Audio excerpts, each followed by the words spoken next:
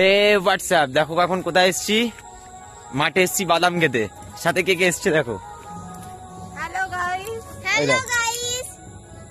ও বাবা গাইস, অবশ্যই জেঠু এসছে, মামা এসছে, বোন এসছে আর দিদি এসছে। আর ওদিকে আমার মামা, ওই যে ওই পারে যে টাওয়ারটা দেখ, ইনি এখানে লাইভ করছে ফেসবুকে।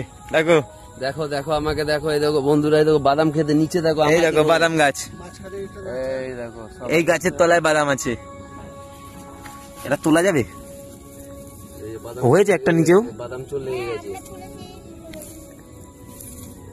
এই দেখো বাদাম, ঠিক আছে না, কত বাইরে এই যে পুরো ছোট। এটা সবে গাছটা বেরিয়েছিল, এখনো বাদাম হয়নি। হ্যাঁ বলছি তো, অনেকে তুলে দিচ্ছে বজ্জাত সব। সবে এসছে, এখনো বাদাম হয়নি। হ্যাঁ না না না না না, আজ শনিবার, তুলসী গাছ তুলো না। আজকে শনিবার বলো, দেখতে পাচ্ছ গ্রামের মাঠ কত সুন্দর লাগছে। সন্ধ্যা হয়ে গেছে, লাইটটা অনেকটা কম, কারণ সূর্য অস্ত চলে গেছে।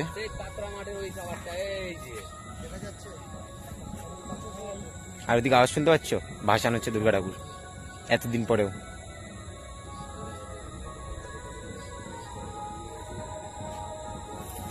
আর ওদিকে ওই দেখো পেঁপে ক্ষেত পিছনে, দিদিরা যেখানে দাঁড়িয়ে রয়েছে তার পিছনে পেঁপে ক্ষেত। আর আরেকটা জিনিস দেখাচ্ছি দেখো, আরেকটা জিনিস দেখাচ্ছি দেখো, কারা চিন্তা করো দেখে বলবে। হ্যাঁ জিনিসটা কি বলবে কিন্তু, এটা কি জিনিসটা। এই দেখো রজনীগন্ধা স্টিক, এগুলো সব রজনীগন্ধার গাছ। এখান থেকে একটা এরকম স্টিক বেরোবে, এই যে স্টিক বেরোবে, স্টিক বেরিয়ে এখান থেকে রজনী ফুল হবে। ওই দেখো হয়েছে, ওটা এখন কড়ি রয়েছে, এখন ফুল।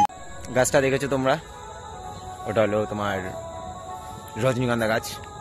সন্ধ্যে হয়ে গেছে, পুরো ঘর সুন্দর ঘনিয়ে এসছে সন্ধ্যে। এখন বাড়ির দিকে যাব, ভাইয়ের জন্মদিন তো রয়েছে আজকে। আর ভাসানে যেতে হবে আমাদের। এখানে অনুপম রায় আসছে, আর আসছে ইমন চক্রবর্তী। সন্ধ্যাবেলা ওখানে যাবো ওদের পারমিশন দেখতে। মজা মজা। সন্ধ্যা হয়ে গেছে, সবাই বাড়ি চলে যাচ্ছে, আমিও চলে যাচ্ছি। টাটা, দেখা হচ্ছে পরে ভিডিওতে।